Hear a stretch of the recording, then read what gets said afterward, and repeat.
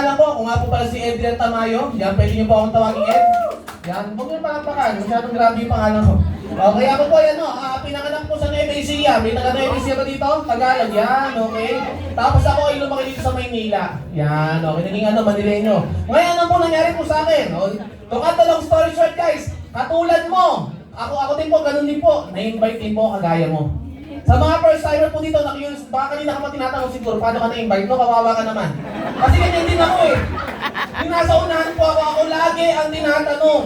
Bakit? Kung walang matanong, ako lang invite ng sasarapan eh. Para ikaw, Kuya, paano ka na-invite? Ang galing, di ba? Ano yung paano na-invite? Nilitian lang siya, sumama na agad. Sa mga nahirapan mag-invite ka, magpaturo kayo rin siya nag-invite dito. Nilitian mo lang sa lagi mo tayo puno dito. Siya. Anong sabi sa'yo? Bakit ka sumama? Wala talaga, guys. Alam mo, meron ka bang kaibigan? Sir, may kaibigan ka ba, ma'am? Na pagka kinalabit mo, sasama agad? Yun yung unahin mo para lagi ka may-invite. Ulitin ko. Ayan, last na. Okay, last na. Anong sabi sa'yo, paano ka nadala? Niyaya, guys! Guys, taas po ang kamay ng mga niyaya lang. May mga ba dito nang niyaya? Yung sinilig sa sako? Tapos pagtaktak, uy, seminar room, okay to ah. Pagyaman namin, wala naman ganun. Yan, anyways, palabahan muna, joke lang po yun. Yan ako po na-invite din. Ito, mabilis lang po, no? Ang sabi po sa akin, may papakilala raw po sa akin magandang babae. Guys, to be honest, that moment, hindi po, baka isipin nyo kanyakis ako ha. Hindi po ako kanyakis. Makakapal lang kumain nyo. Okay? Ang nangyari po sa akin, ito po guys, managin po na kayo, nangyari sa akin, i-invite ako. Okay, i-invite ako. Ngayon, tinanong ko, pre, teka lang ha, tawag dito baka di ako patulan yan. Ano mo sabi niya sa akin, pre, tandaan mo to. Sabi niya sa akin, paglasing ng babae, lahat nagiging pogi. Sabi ko, okay na agad. So, ano lang story short, syempre naka-long sleeve ako, syempre tapos nakasinturong pagkaligtasan. Alam mo yun? Yung sinturong ng mga security guard, so pumunta po ako ng office. So, katalong, wala po sa akin pinakalalang magandang babae, sir. Ano nangyari guys, ang pinakalala po sa akin pinabae? Sa mga first time, pero na pinangako sa'yo, tapos hindi mo na pinatupad yung pangako. Bad trip hindi. Bad trip, na bad trip po ako. No? Kaso nga lang, ito ang galing ng tropa ko. Anong ginawa? Pinilit ako, tapos nilagay ko ako sa harapan. Katulad mo. Kawawa tayo eh. Tapos itong malapit guys, tatanong ko lang, may nasa kaliwa ko kasi. Ang sa, tinatawag ito, may dalang birthday, tinanong ko kuya, paano ka na-invite? Alam mo sabi? Birthday party daw. Ano sabi ko, alam mo, good news. Hindi lang ako nag-iisang mukhang tanga doon. So marami kami.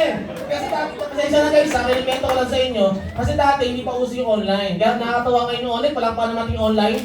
Kasi kahit nasaan yung WhatsApp, pwede ka kumita, no? Pwede mo magawa yung negosyo, nag-online ka lang. Anyways, ito po yung tsura ko dati. Yan. Ano mapapansin mo guys? Ano mapapansin mo?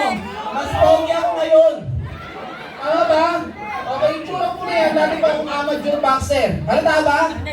Guys, ang nang-aaway ko pala yung ex ko. Oh. Okay, okay, ano nyo, sino ex ko, tinatanongin, okay? Ayun guys, tapos guys, okay, siyempre, naging trabahador din po tayo. Naging McDo po tayo. Guys, yung pagiging McDo po, medyo kakaiba po yan. Bakit? Isang buwan lang po ako dyan. Bakit? At the same time guys, hindi ko na po kinuha yung sahod ko niyan. Bakit? Imagine mo naman guys, isang buwan kang late eh. Araw-araw, kahit ikaw mahihiya ako yung sahod mo eh. Tama ba? Guys, take note, araw-araw late. Tapos kung kukunin ko na yung sahod ko, siguro pili ko mga 450 pesos lang yun. Hindi ko lang. Hindi ka rin gumawa guys. Okay, pero guys, to be honest, proud po ako sa mga nagtatrabaho. Bakit? Mahirap po magtrabaho. Tama ba? Yes! Sino po nagtrabaho mo dito? Taas ng kamay. Yan, ang tanong ko po sa lahat na nagtatrabaho ngayon. Okay? Gusto mo ba mawala yung kahirapan mo? Yes! Bukas, mag-resign ka na. Diba, kasi mahirap ka magtrabaho eh. So, ibig sabihin, habang nagtatrabaho ka, mahirapan ka. Eh, gusto mo matigil, tigil mo na yan. Mag-negosyo ka, tingnan mo. Okay? Tapos guys, ito ang nakakabaliw sa akin. Bakit nakakabaliw? Kasi syempre, magiging kwento ko mamaya na resulta ko. Guys, 3 taon po ako sa First Year College. Kanina natatawa lang ako, may pumapalakpak. Sabi ko, nakakapag pala yung 3 years sa First Year College. Tita, tanong ko lang sa'yo, tita, kapag meron kang anak, paulit-ulit sa first year, proud ka ba doon? Totoo siya, hihiraw. Totoo, tama yun, hindi. Kahit ako, hindi ako proud. Galit ako sa anak ko niya kung ganyan yung anak ko. Ngayon guys, sa buong pamilya po namin, ako lang po yung hindi nakapagtapos ng pag-aaral. O guys, ha, kaway-kaway sa mga bulakbol. Okay? Kaya sa mga magulang dyan, ang bulakbol mga lang, huwag ka mawala ng pag-asa. May pag-asa pa yan. Ito na guys, sinalim ako sa Persian College. Bakit? Kita, ay sabi ng lolo ko, pag may ginagawa ka ng isang bagay, kailangan dedicated ka. Yun, hanggang ngayon, first year ako. Tapos ano nangyari sa akin, ito na na-invite na ako. Eto na guys, nakatin ako ng seminar. Nung una, hindi ako nakikinig. Alam niyo kung bakit guys? Pagdating ng speaker, ang sabi ko naman, guys, imagine mo tanghalin tapat, ang sabi, good morning. Sabi ko, 3 taon ako sa Persian College, pero alam ko yung good morning.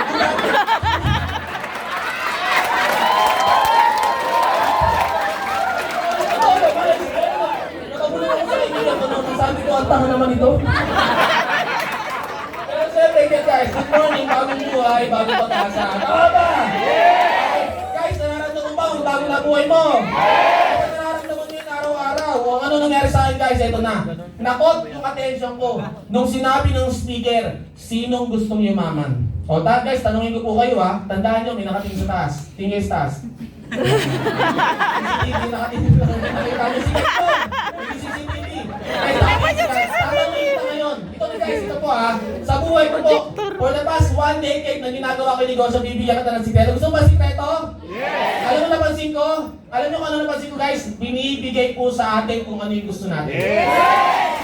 Kaso nga lang guys, minsan pag tinatanong ka, medyo mataas ang pride mo. Pag tinanong ka, gusto mo bang yumaman? Ano mo? Ayaw mo sabihin talaga. Bakit? Kasi professional ka, medyo maganda yung katayuan mo sa buhay. Guys, pag tinatanong ka, sabihin mo lagi yung gusto mo. Bakit? It's a declaration na gusto mo na mangyari sa iyo. And eventually, guys, mangyari po sa iyo. Tanong ko po sa inyo lahat, gusto mo bang yumaman? Dapat yes! Bakit? Pag yumaman ka, para po sa inyo malamang, baka kasi hindi mo alam. Mawawala po yung salitang kahirapan sa buhay mo pag mayaman ka. Kaya maganda magpayaman ka. Ngayon, ito na. Sabi ko, ay, so seminar na to ah. Pag yaman tinangus, guys, first time ko kasi 19 years old po ako noon. Mukha naman 19 pa rin, tama ba? 19 years old po ako noon. And that moment, to be honest guys, doon na po ako nakilig. And that moment guys, may gusto po akong i-share po sa inyo, lalo na po doon sa mga first timer. Ano po yung pinakauna nangyari sa akin? Guys, medyo matagal dito pero sa mga testimony ko, mabilis na lang po ito. Ano po yung pinakaunang nangyari sa akin na gusto ko po i-impart sa lahat po ng mga first timer? Ano po yun? Yung salitang pangarap. Sabihin mo nga, pangarap. Bakit guys? Yung po, na-open po ulit yung salitang pangarap sa buhay ko. Bakit na-open ulit? Kasi guys, para po sa inyong alaman, sa hirap ng buhay ngayon, sigurado ko, hindi ka na nag-iisip magkaroon ng sasakyan. Hindi ka na nag-iisip na magkaroon ng house and lot. Yes. Hindi ka na nag-iisip makapag-travel sa iba't ibang bansa. Bakit? 30K lang buwan-buwan eh. 20K lang buwan-buwan eh. 15,000 lang buwan-buwan. Paano ka mangangarap ng ganun? And that moment guys, alam mo sinabi ko sa sarili ko, pwede pa pala. Kaya pa pala. Pwede pa pala, and to be honest, after po nun, 3 araw po ako di makatulog. Bakit? Kasi pumasok po sa isip ko, shit, may pag-asa pa pala akong yumaman. Yun ang una. Pangalawa guys, may na-realize po ako. Isa pong number 1 thing na na-realize ko na dapat mo rin ma-realize bago ka umalis po sa, sa kwarto po na ito. Ano po yun? Tandaan nyo guys, number 1 po, nasa negosyo yung pagyaman. Gusto mo guys, wala na lang po pag-asenso. Guys, wala na lang pag-asenso, wala na lang pagyaman. Yung salita na lang magkaroon ka ng tinatawag na time freedom.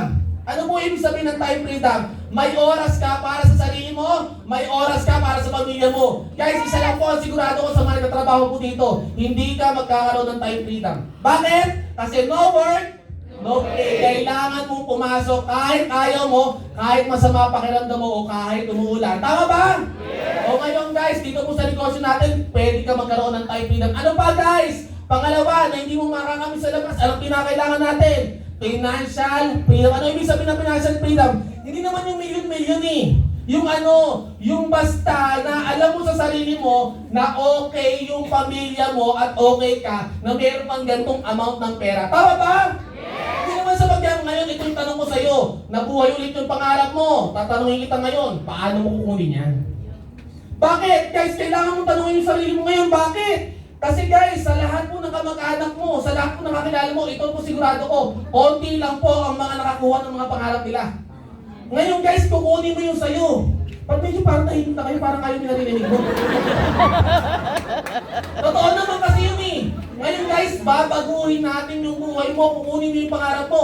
Alam nyo guys, tip ko po sa inyo, tip lang naman sa lahat ng mga first timer. Ang pinaka number 1 na kailangan nyo para mag-succeed, alam mo kung ano? Sinisalitang tulong.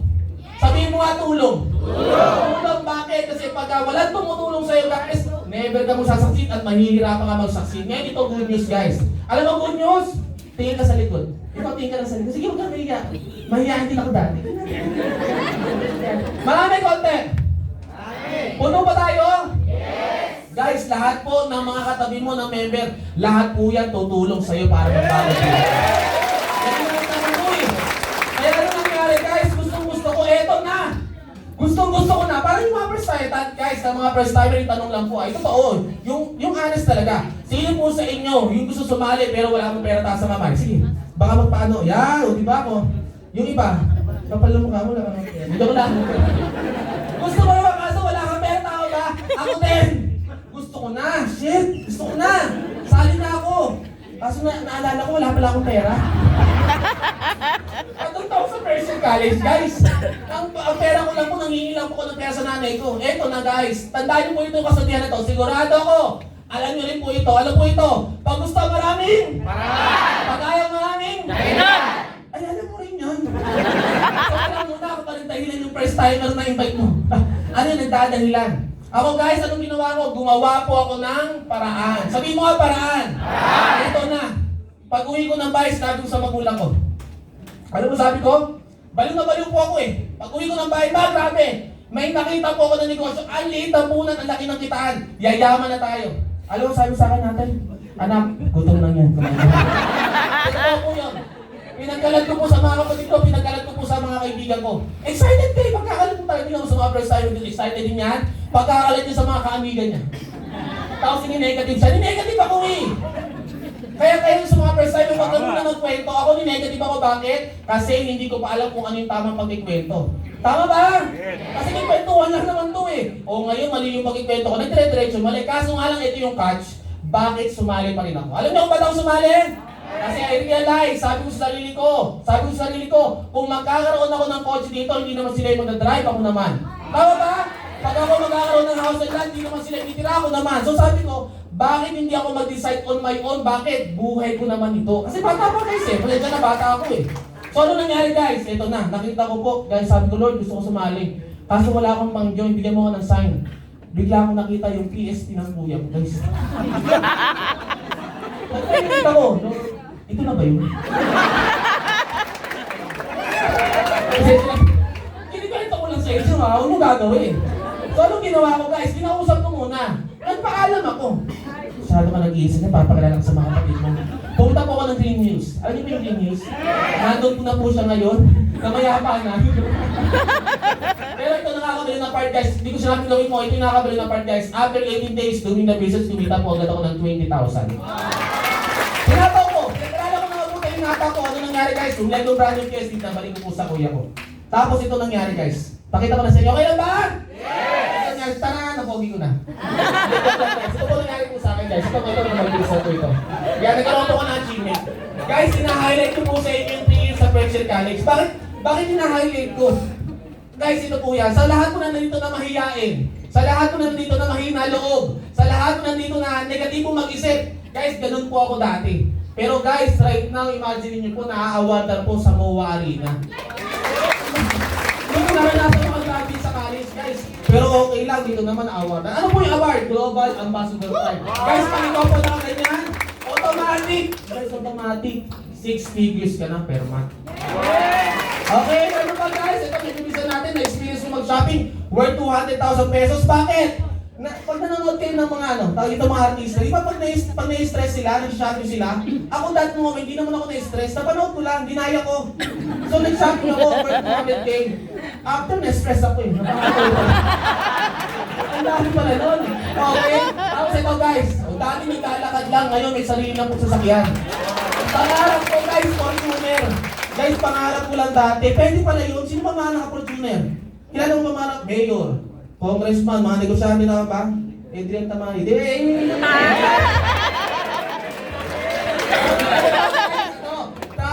Tanong ko lang po sa mga first time na yung kausap ko, hindi yung mga member na. Sino po sa inyo yung mahilig talaga mag-travel around the world? Yung mahilig mag-travel, yan guys. Sa mga mahilig mag-travel guys, congratulations. Bakit? Ito yung negosyo para sa'yo. Bakit? Guys, lahat na makikita mo po dito na travel, all expense paid. Okay? Guys, taas po kami ng mga kuraot. Kuraot, ayaw mo na tayo. Gusto mo libre, bumataw ka lang. Hindi. Okay? Nakapunta na po tayo ng Hong Kong 3 beses. Yan, nakapunta na po tayo ng Malaysia 2 beses. Yan, tapos nakapunta tayo ng South. Guys, dito sa South Korea, dito ko na-experience. Yung tanghaling tapat ang lamig. Na-experience mo na ba yun? Dito, pag jacket ka ng ganyan, tanghaling tapat mo ang tanga. Dito pwede kahit ano. Ano ba guys, ito, Maldives guys, dito ko na-experience yung salitang buhay mayaman. Bakit? Ang gastos ng company dito guys, 55 million pesos. 55 million pesos. At ang nakakabalong na part dyan guys, simula umaga, tanghali, gabi, eat all you can. Nakita mo na may itsura ko doon na doon. Tama ba? Ganyan guys, ganyan magiging itsura mo kapag ano, pag naranasan mo yung salitang buhay mayaman. Guys, ito ang good news! Susimala good news! Sigurado po ako, mangyayari po sa inyo lahat. Okay? Ito guys, napunta na po tayo ng Singapore. Yan, ito po yung mga hotel na puntahan natin dyan. Ay, punta tayo ng Universal Studio. Nakakatawa, makapunta ka dyan kasi nawala ako, pero hindi ko nakikwento, no? Yan, tapos ano pa? Ito guys, Asian Cruise. Royal Caribbean. Kwento ko lang sa inyo guys ha. Ito guys, 10 years ago. Wow, balik tayo sa 10 years ago. Medyo malayo, no? 10 years ago guys, nakuwento po sa akin ito. Alam mo yung kwento po sa akin, pag sumakay ka dito, puro matatanda makikita mo kasi mga retired na. Tapos lahat mayaman. Tapos malaki daw yung barko, sobrang laki ng barko, hindi mo kayang ikutin ng isang araw. Ganun kalaki. Talaga sabi ko, one day, ma-experience ko rin yan. Alam good news? After 10 years guys, nagawa na. Nangyari sa akin. Tumigil ba ako? Hindi. Ganun guys, ito take note, ganun pala yun. Kapag ka meron kang gusto tapos hindi mo tinatantanan, mangyayari. Sana mo ano sa inyo. Okay? Guys, dito ko po na-experience. Ang pahinga lang po ng pagkain simula 12 a.m. hanggang 4 a.m. Kasi pagdating ng 6 a.m. hanggang 12 a.m. guys, eat all you can. Pwede ka mamili ng fine dining, ano pa ba tawag doon? Buffet, tapos puro pizza. Hindi ko masyado alam yung iba eh. Kasi pang mayayaman, mahirap na tayo natin. So, alam yung mga tao. Pero guys, dito ko na-experience yung salita po na masarap na buhay. Pero imagine mo guys, 6 ang swimming pool. May 2 basketball court, 15 na palapag. May theater, may casino, merong may sinihan. Saan ka pa imagine mo? Imagine lahat mo ng kailangan mo, dyan na. Ano lang gagawin mo? I-experience mo na lang, syempre. Palapaan naman natin. Ano ba guys? Ito na, nagano tayo, Ivy Kind. Dati pala akong ibon. Hindi ako doon na wala nakakapit sa akin, no? Archery. Tapos ito guys, ito po yung mga, ito guys, gusto ko pala sabihin po sa inyo ba? Sino na po nakapanood ng vlog namin ni Mentor Joseph Lim? Ayaw konti guys. Tanong na naman. Gusto niyo ba ma-motivate sa buhay nyo? Yes! Sa lahat po na may problema ngayon, may problema lang naman, okay? Sa lahat po na may malaking problema ngayon o may problema ngayon guys, o nawawala ka na ng pag-asa, panoorin niyo po yung vlog namin ni Mentor Joseph Lim. Guys, isa lang po, sigurado ko after niyo po mapanood to, alam niyo kung ano? Mamamotivate ka na umahon sa buhay mo. Okay? Ano pa guys? Ito na. Ayan, nakapunta na tayo ng Thailand. Ayan, i-explore natin yung Thailand. Ito guys, nakaraan na pumunta tayo ng Taiwan. Ito nakakabaliw dito guys. Ang tawag dito Taipei 101, 101 floor. Guys, in just, hindi ko alam, nakakalimutan ko tama, less than 1 minute. In just less than 1 minute guys, nasa pinakatok-tok na po kami. Nakakabaliw po dyan guys. Ito na-express natin sa Taiwan. Ito guys, top. Okay na, pandemic ranking guys, nawalan ako top 10. Ika-days nun guys, nawalan ako sa top 8. Ika-days nun guys, nawalan ako sa top 2. Ika-days nun, nawalan ako sa top 1. Parang wala ako kamay, no? Sabi ko naman, take note guys, take note. 3 taon sa first year college. Anong ibig sabihin nito guys? Ito lang po ang patunay. Guys, ito lang po ang patunay. Kung nagawa ng hindi matalino, nagawa ng mulakpol na wala ng pag-asa buhay, ito wali na sigurado ko, kaya mo din maging successful. Okay guys, ito na po, total ko. Medyo bilis ako ng konti to. Total ko na kanina ko, nasa 19 million namin si Sister. Grabe! Okay guys, ito po last. O last na po tayo. Okay, ito po. Whenever you see a successful business, someone once made a courageous decision. Ano po para ibig sabihin po para po sa akin yan? Guys, eto na. May nakita ka naging successful po sa negosyo po na to. Tama ba? Kanina po may nagsasalita. Guys, tapos po ako. Makinig ka na mabuti. Kanina po may nagsasalita at may nagpapaliwanag ng mga naging success journey niya. Pero lagi mong tandaan guys, sa lahat ng mga first timer, yun po yung mga tao na nilakasan. Ulitin ko guys ha, nilakasan yung loob na abutin yung mga pangarap nila. Kailangan mo ng lakas ng loob. Bakit? Guys, bakit? Kasi, para po sa akin to ha, kasi hindi mo pa nagawa eh. Merong doubt, merong duda. Bakit may duda? Hindi mo pa nagawa kumita ng malaki. Pero right now guys, may tao na nagpapatunay po sa'yo na kahit anong klase buhay mo guys, pwede na magbago ang buhay mo niya sa tulong po. Nagpagi na kumita sa tulong po na itong negosyo po na ginagawa po natin. Okay ba yan? Salamat po sa inyo lahat guys. God bless po sa inyo lahat. Humayong takyo at magpakarami.